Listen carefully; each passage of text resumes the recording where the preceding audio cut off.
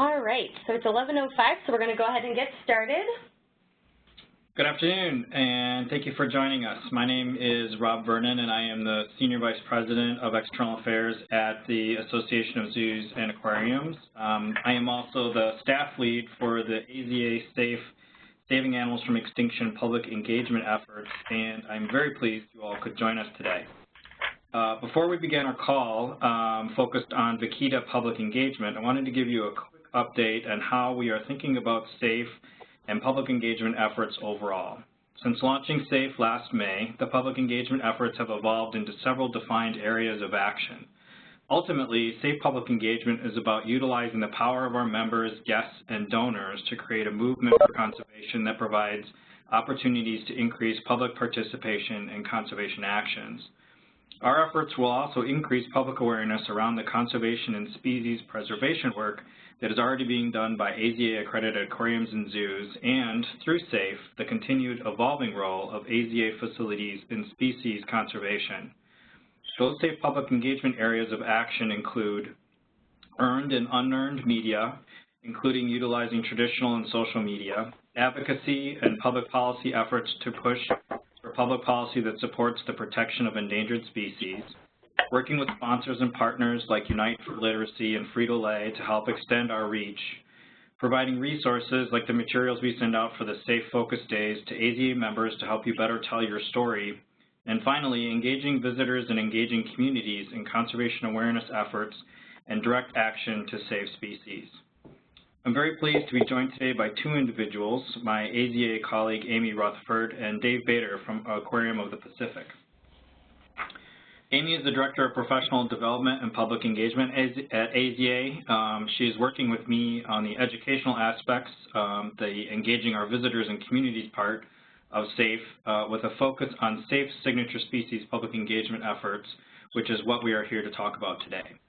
Dave Bader is the Director of Education at the Aquarium of the Pacific and is the coordinator for the Vaquita Public Engagement Project that is part of the SAFE Vaquita Conservation Action Plan. So with that, I'd like to hand things over to Amy. Thanks, Rob. I'd also like to welcome you all to our call today and go over just a couple of logistics of how we'll run the call and the opportunity for discussion before we hand things over to Dave to get started. Overall, we'll be hearing from Dave for a little bit, and then we'll move on to a Q&A at the end. If you have questions that come up as Dave is speaking, you can use the chat box that you should see on the right-hand side of your screen to send a message either to everyone or through the drop-down. You can choose to send that message. We'll actually ask you to send it to Sandra, since we're using her profile to share the presentation with you today, and we'll take a look at those questions and get those answered at the end, and then of course we'll also open it up for people to ask questions as well.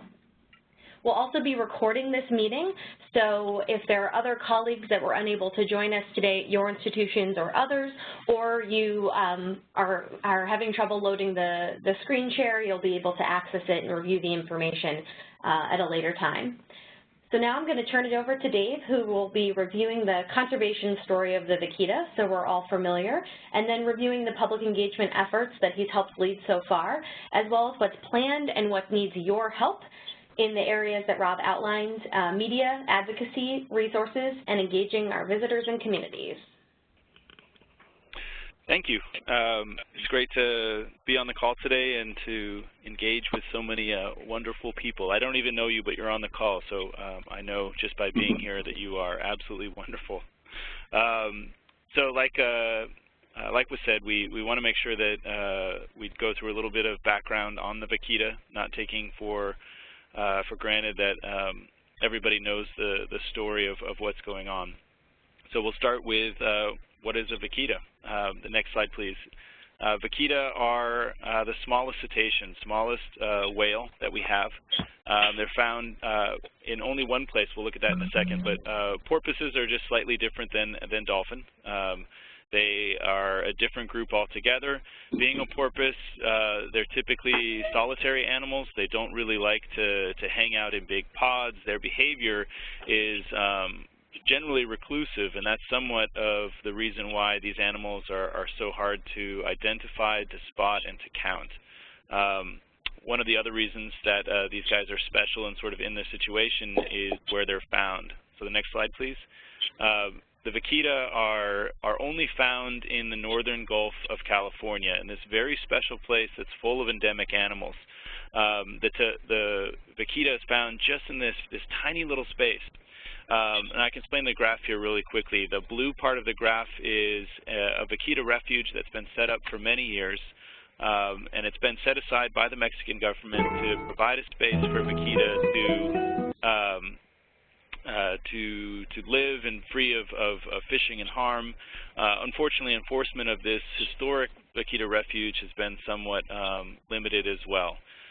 The red line that you see outlined in there is the current state of the gillnet ban for Vaquita, so anywhere within that range. One thing should be said, that the Vaquita refuge doesn't encompass the entire range of the Vaquita. The Vaquita are definitely found outside of that refuge. Generally, though, within that dotted red line where the current gillnet ban is in place, encompasses the whole of the Vaquita refuge, or the Vaquita's range. Generally speaking, there are three areas that impact the fishery in this range, three cities, San Felipe, El Golfo de Santa Clara, and Puerto Penasco. So there's three cities that are engaging in fishing in this area, and the fishing is typically from pongas. We're not talking about giant industrial ships that fish in this area. It's usually fairly artisanal, with small pongas being the main source of the fishery. Next slide, please.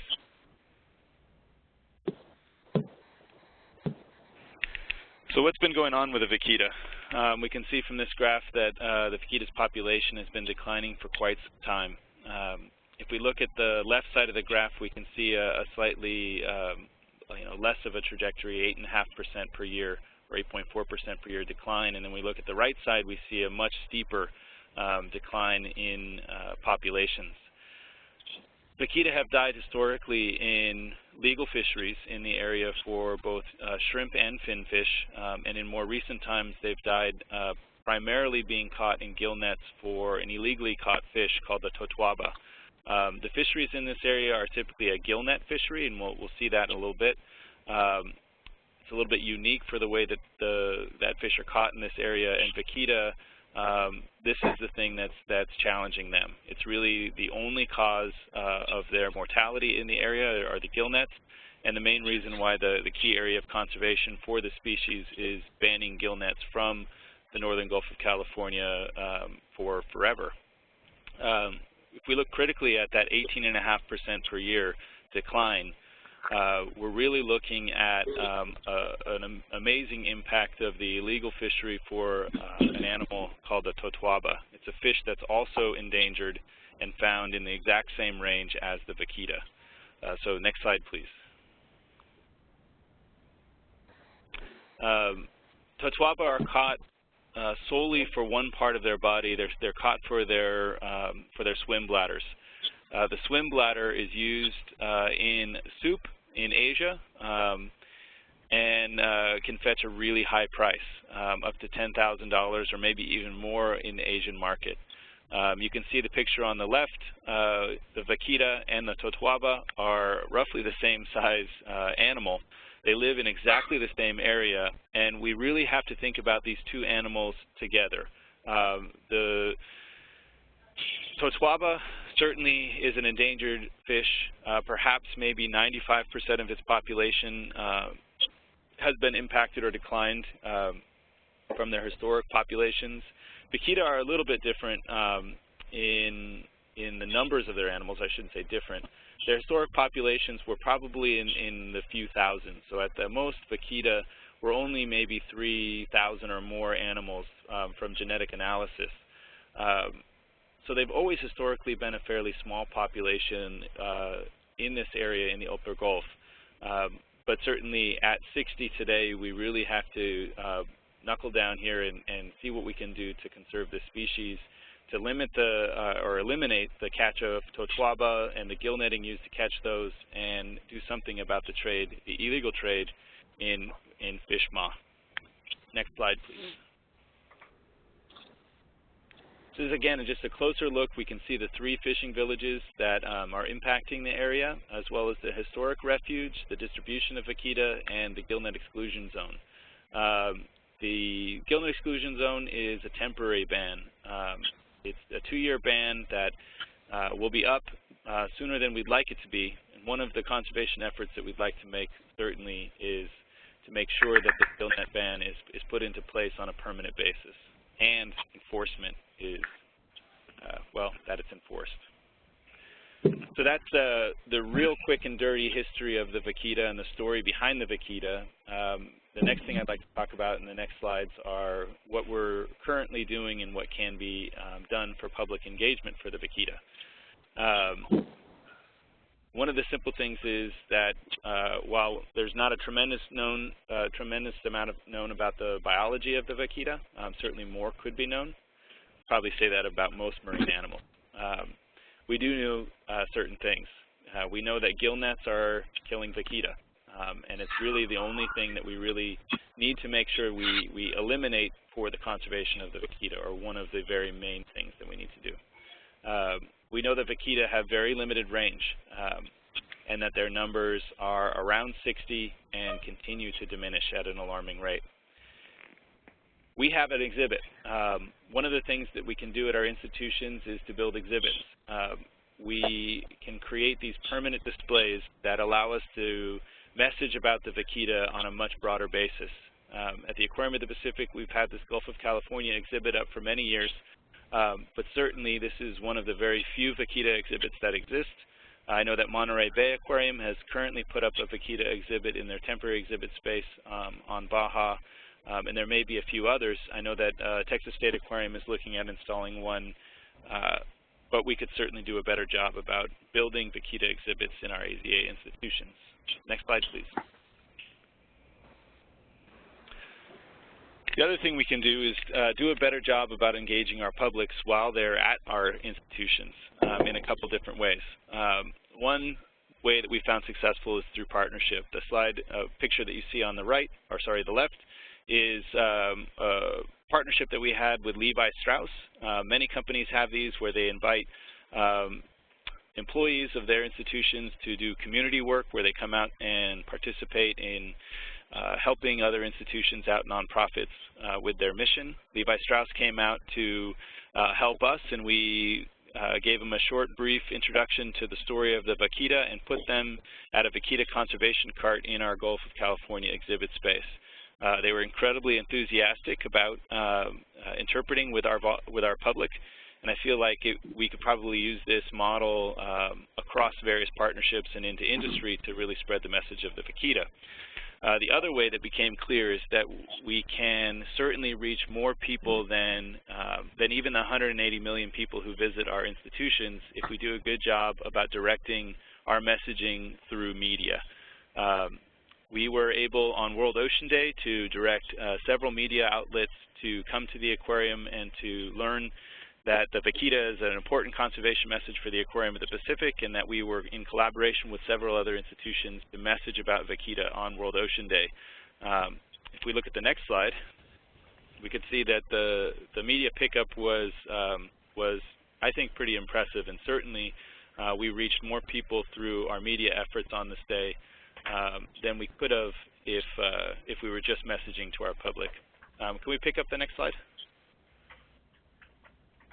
I don't expect you to be able to read the fine print, but if we can pass out this PowerPoint to everybody later who would like it, you can click on the various links and see the media pickups that we were able to get.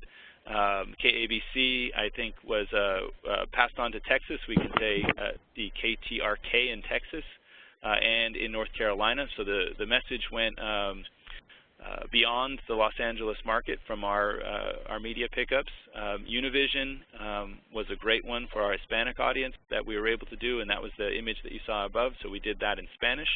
And one of the, one not listed in here, I'm sorry for not having it listed in here, was Mandarin media that we did to our Mandarin-speaking audiences here in Los Angeles, which is, fairly substantial. So we were able to cover the Asian markets here in Los Angeles as well. Coming up in July, of course, we're going to have another push for Vaquita messaging, and we have our friends at the Vancouver Aquarium, Monterey Bay Aquarium, and Oregon Coast Aquarium who will all be messaging about Vaquita certainly on that day, but I'm certain that we'll have many more. And the Aquarium of the Pacific, I'm sure Sea Life in Texas and SeaWorld will all be messaging about Vaquita on that day as well. Next slide. So our current partners and collaborators on the Vaquita public engagement piece are the Texas State Aquarium, Monterey Bay Aquarium, Oregon Coast Aquarium, Vancouver Aquarium, Sea Life Aquariums. I put that in, that is plural. Sea Life did participate in more than just the Carlsbad location. They messaged in Kansas and I think one other location as well. Whale Times, which is up in Oregon with the Oregon Coast Aquarium. Wild Lens, Shed Aquarium, the Ocean Project, Reed Park Zoo, the Mystic Aquarium, and Civilian Agency all are gathered together. This is a large list, but I think the list could be longer. Next slide, please. I wanted to point out some of the work already been done by Civilian Agency to help to support the public engagement piece. They've on their own, donating this labor to us. They've looked at demographic profiles of the audiences in the United States who would be most likely to be reached with Vaquita conservation messaging, so we could look at them. From this general graph, we can see that white affluent people are the primary audience that would be reached here, but we're looking at generating a public target profile for the Hispanic audience in the United States as well. So that will be coming. Next slide, please. We also looked at how we can reach that audience most effectively. Where are their eyeballs? TV was certainly the biggest one, but might be out of our cost range. But within the social media realm, YouTube and Facebook seem to be some of the primary places that we might be able to create messaging for the Vaquita. There's a lot of information on both of these slides, and like Amy said earlier, the PowerPoint and this will be recorded, and we can make this available for anybody who's interested in seeing more of these details. So next slide, please. So one of the things I really want to point out is the sort of the history of what's gone on with the Vaquita, and one of the ways that we've looked at messaging in particular.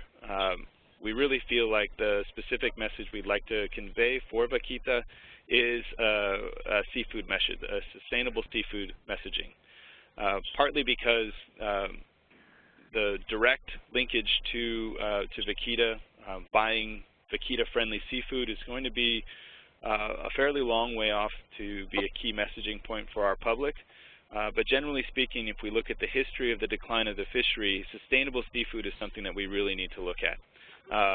Sustainability in shrimp particularly, but generally we have to look at sustainable seafood because the Vaquita is just one species that is sort of the tip of the iceberg. We can look at several other cetacean species and another several porpoises who are in similar declines throughout the world, all because of unsustainable fishing practices. We have Seafood for the Future. That's our program here at the Aquarium of the Pacific, but on the call today is Corinne from Seafood Watch up in Monterey Bay, and I'm sure there are other seafood programs throughout the country that could participate in messaging about Vaquita as well. Next message, please. Or sorry, next slide, please. So the important thing to look at here is that there certainly is hope. We want to make sure that we're talking about that hope, and we're telling the story of the really important heroes that we have that are helping to make a difference for the Vaquita. One of the things I think we could do is to help people to see themselves as heroes in that story by their own engagement in sustainable seafood purchasing. But if we look at Mexico in particular with the next slide, we can see the work that's being done with the World Wildlife Federation in helping the fishers in the Northern Gulf to develop alternative fishing gear. Now, this is just one of the ways that's being put forward to help to conserve the Vaquita, which is to maintain the waterman's culture and the seafood industries of the Northern Gulf, but provide them ways of fishing that will certainly be won't be catching vaquita. So gill netting is off the table. But trap catching and trawl catching of seafood from the area might be alternatives. Certainly this is an area that needs to be investigated further, and it's an area without its own challenges. Next slide, please. But if we do the right thing, we have examples of past situations from Mexico where conservation efforts have certainly gone to supporting species and their survival. The gray whale and the northern elephant seal, both Mexican species, or species that can be found in Mexico, who were once at very low population size, whose populations have rebounded from similarly low populations. We could look at sea otters off the coast of California as another story of success in this area. Next slide. I think that's just a shameless plug for Seafood for the Future now, but certainly not to say that this is the only place that we could go for. But I think what I really want to say is that sustainable seafood and having that be some of the key messaging for conservation of the vaquita, the actions that we'd like our public to take, this seems to be the thing that resonates most for me, but certainly an area that we need to investigate further. Next slide. So on top of this, one of the things that we've looked at is to make sure that we're lowering the entry barriers to institutions who want to do vaquita messaging at their own institutions. With the help of partners, notably SeaWorld, I'm just going to call out SeaWorld right now because the list is too long. We've put out a ton of information into folders on a Dropbox folder. There's a link to that Dropbox folder that we'll share with anybody who would like to. Everything in that folder and subfolders is free and available for anybody to use. And we're working on creating a web space that can be a clearinghouse so nobody has to sign up for Dropbox to be able to get there. And also creating a space on the AZA NITO work for sharing. I don't think we should correct that typo. I think it should be a NITO work for sharing of stuff. Anyhow, within here we have a lot of really cool stuff. We have all of the imagery that we can create or use for graphics. We have exhibits that have been created. We have videos that have been made. We have a PSA that the Aquarium of the Pacific has put together. There's a tremendous amount of resources in here for any institution who would want to pick up vaquita messaging at their institution. Next slide, please. So what's going on so far? We are proposing several different things. One, that we evaluate the messaging that we have right now. Within the U.S., we have a proposal that's been submitted to look at our messaging points and to see how they relate to our audiences. We know that we should probably have the same work done for our audiences in Mexico as well as in Asia. We're currently gathering as much collateral as we can, as many resources as we can, pictures and video. The Aquarium of the Pacific has been able to gather a certain amount of funds for supporting gathering the stories of the fishermen of the Northern Gulf and hiring on a photographer to go down to take pictures of these fishermen and of the area for use in our messaging. One of the things that we're envisioning is creating exhibit quality photos that can be used digitally or can be printed and put up at institutions so that we can have exhibits on the vaquita that are image rich. We know that the vaquita is a really tough critter to get a good picture of. In this slide presentation, you've seen most of the best pictures of the vaquita. So we feel like there's another way that we can tell their story, and that's through the lives of the fishermen in the Northern Gulf, and especially those fishermen who are valiantly trying to protect the species by switching to alternative gear. One of the really interesting things, and I can admit that I don't know a ton about it, is looking into a social influencers campaign through social media. That group, Civilian Agency, is working with another group to see if we can generate some funds to develop this specific social media campaign that has the potential for reaching what they said was 30 million eyeballs for a fairly nominal cost. So that's exciting, something we're looking into. Next slide. So what do we need? Well, we need you. everyone on this call. We need engaged collaborators willing to take on items within the Conservation Action Plan and amplify those things through their own efforts. We want people to look at the Conservation Action Plan, the call to action that we've put out there, find items within there that resonate with them, and to work hard to complete those pieces of the messaging. And then in completing those, sharing those and finding ways that we can make sure that the work that we're doing at our individual institutions is amplified and spread across the AZA network, or the NITO work. We also want to pull in as many capacities as we can into our Conservation Action Plan. I point out that any of our institutions who have internal capacities for doing things like evaluation, graphic design, exhibit design, social media, those kinds of things, and are willing to work on those particular pieces, we don't have to go out to fund those pieces. We can do those with in-kind work at our institutions. Any of the capacities that we don't draw in from our collaborators will be things that we have to seek funding for. One of those things we can particularly look at is evaluating messaging. I know that a lot of our institutions have in-house evaluators who might have the capacity to do this stuff. And I want to point out that we want engaged collaborators that are willing to run things up the flagpole.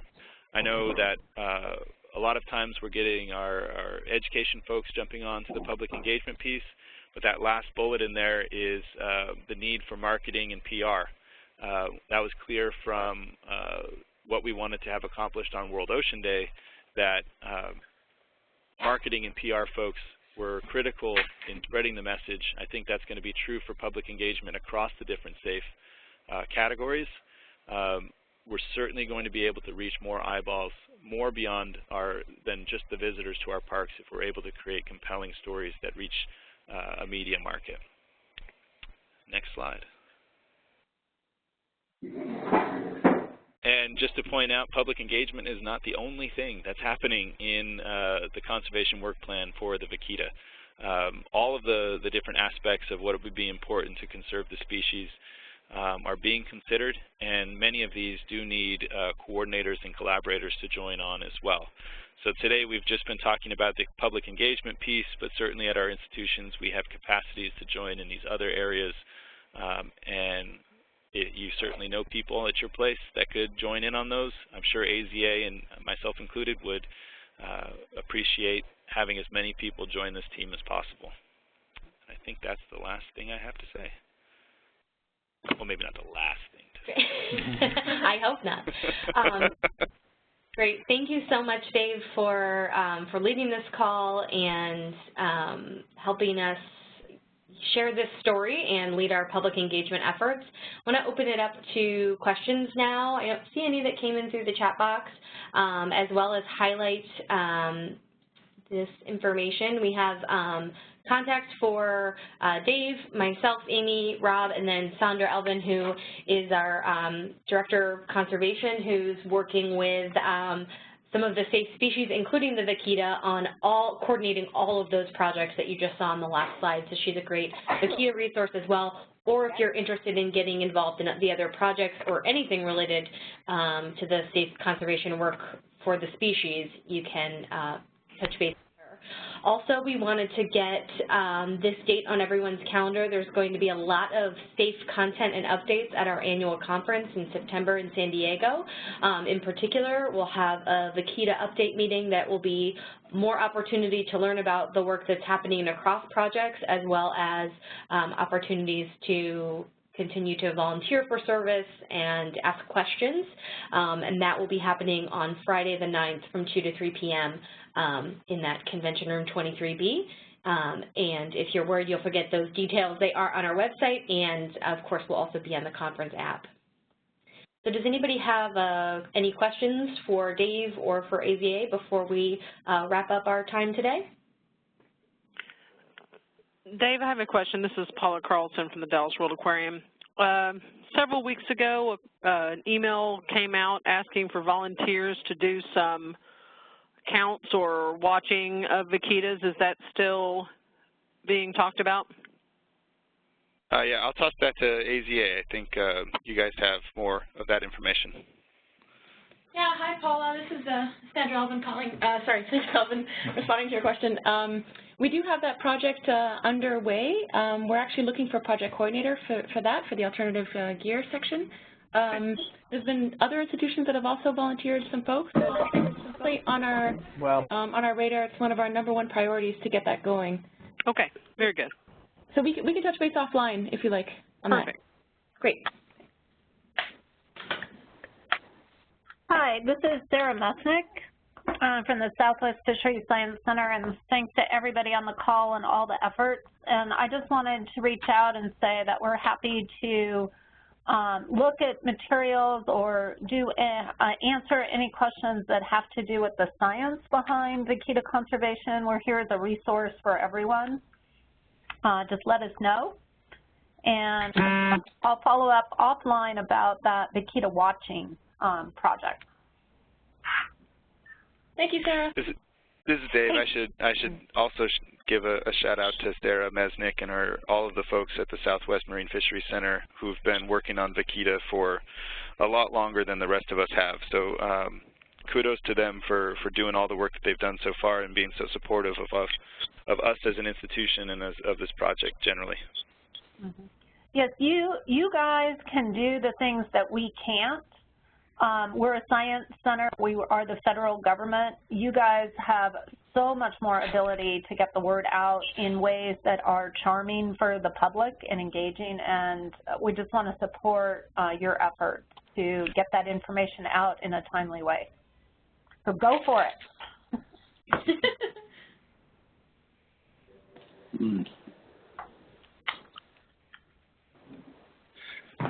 This is Greg from Ocean Park in Hong Kong. Can you hear me okay? Yes, we sure can. Yeah, I guess we're in a good position to be able to communicate to the market in China and Hong Kong and Macau, where I guess a lot of the Toba product is eventually ending up on the shelves in stores and upmarket eateries in this part of the world. We have run some public engagement programs at the park during the Save the Vaquita Day and plan to do more. So I'd like to get in touch with you guys and Dave and Amy offline for some of the information and perhaps discuss how we can get that translated into Chinese and get it out onto the Chinese social media platforms. We've also reached out to some of the local NGOs here, including folks like Sea Shepherd, to see if they're willing to take up the cause in a similar way that people have done with rhino horn and elephant ivory and other products that are trafficked in this part of the region, and to take up this cause and to look at reaching out to the people in this region who can actually afford this product and who may be consuming it knowingly or unknowingly, with regard to the impact that it's having on both the Tatoba and also the vaquita. So there's a number of things that we're looking to do or have done and are continuing to do, and we'd like to be able to extend that further given the resources we've got. I'd also add that I think a permanent exhibition is a great idea, and I'd like to pitch that to our executive management here, since about 60% of our guests coming through the park are from mainland China, and it's a good opportunity to reach out to those people that come through the park and see the material and hopefully take something away with them. Yeah. Let me, this is Sarah again, let me really do anything I can to support you in this. As long as there is a demand from China for Totawada swim bladders, there will be no vaquita. And That's you're right. exactly right with linking this to elephant and rhino, that those species, the world has raised, their voice about that we're losing these amazing animals that pretty much every child knows. But there are still thousands of those animals, or hundreds in some cases, depending on the population, or thousands. But Vaquita is down to 60, and it really is because of that demand, that Asian demand for the swim bladder. So that is the key, most important audience to reach.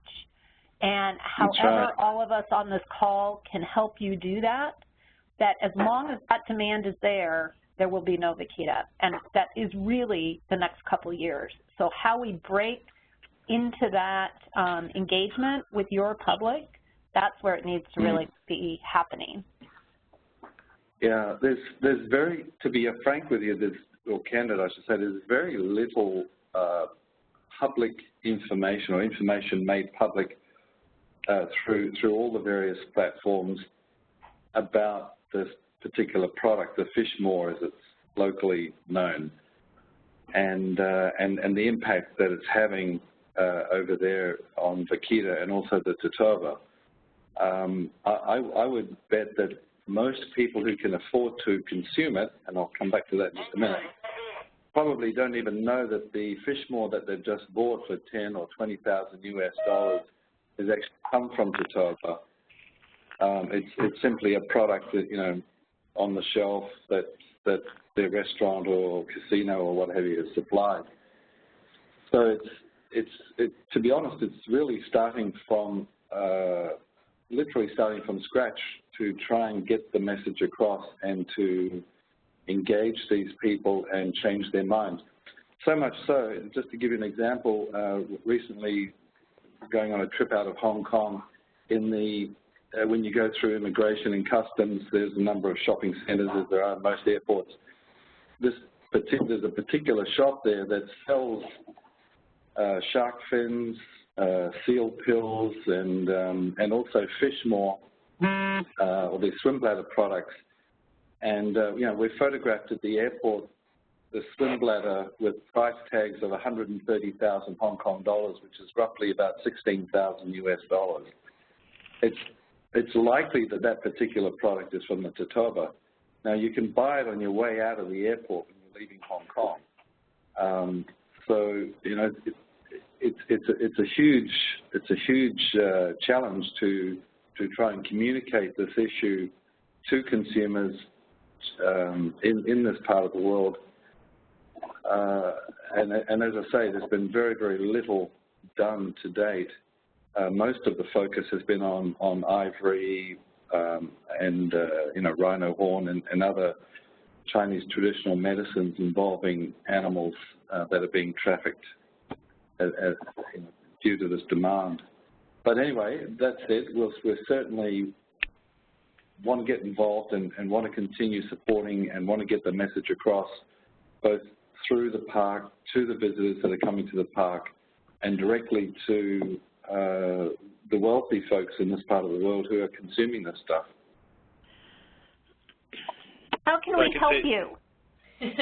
Yeah, definitely, Carl. Thank you. That's great to hear. And certainly, you know, as Sarah said, you're in such a unique position, and we will be working to connect with you and make sure that you have all the resources and see what we can put forward to, you know, to get things translated. And, you know, as you mentioned, we've been able to make a lot of progress, some with AZA involvement and others on things like ivory. And so we're currently looking at how we can translate those strategies to the other wildlife product and trafficking that is happening with these other safe species. So that's right. Will certainly be part of the strategies as we're developing them. So I want to, we'll definitely have a follow-up call with others who are working on this and hopefully just maybe specific to the Chinese market and working with you.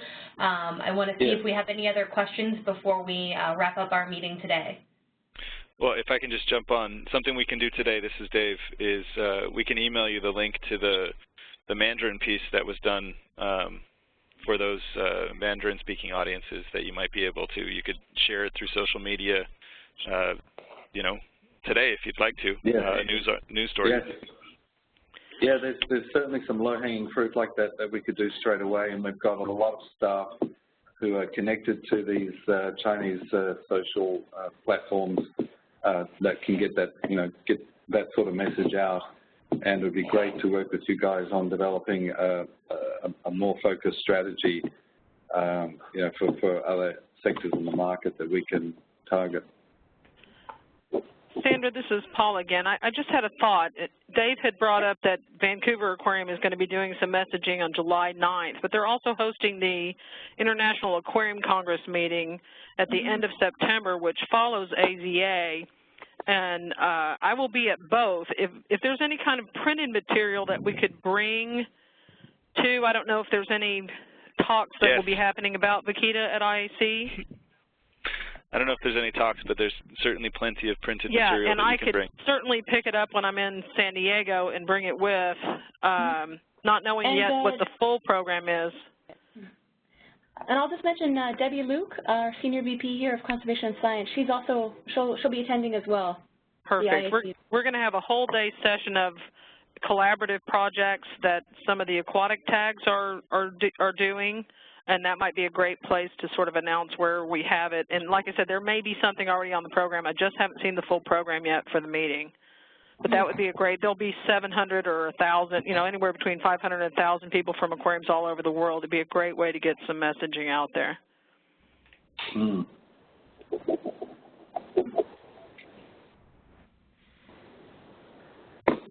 Great. Any other questions? All right, I want to thank you all again for joining us and for your engagement and your excitement around moving these efforts forward. And as we said, we've been recording our call today, so we'll be sending out a link with that recording, links to the resources that you heard about today, and other public engagement updates through the listservs and posted on that AZA Safe Network group. So if you are not already part of that, definitely join that to help ensure that you stay up to date about this and all of the safe happenings. Thank you all, and have a great rest of your day. Thank you. Thanks, everyone. Thank you. Bye. Thank you. Thank you.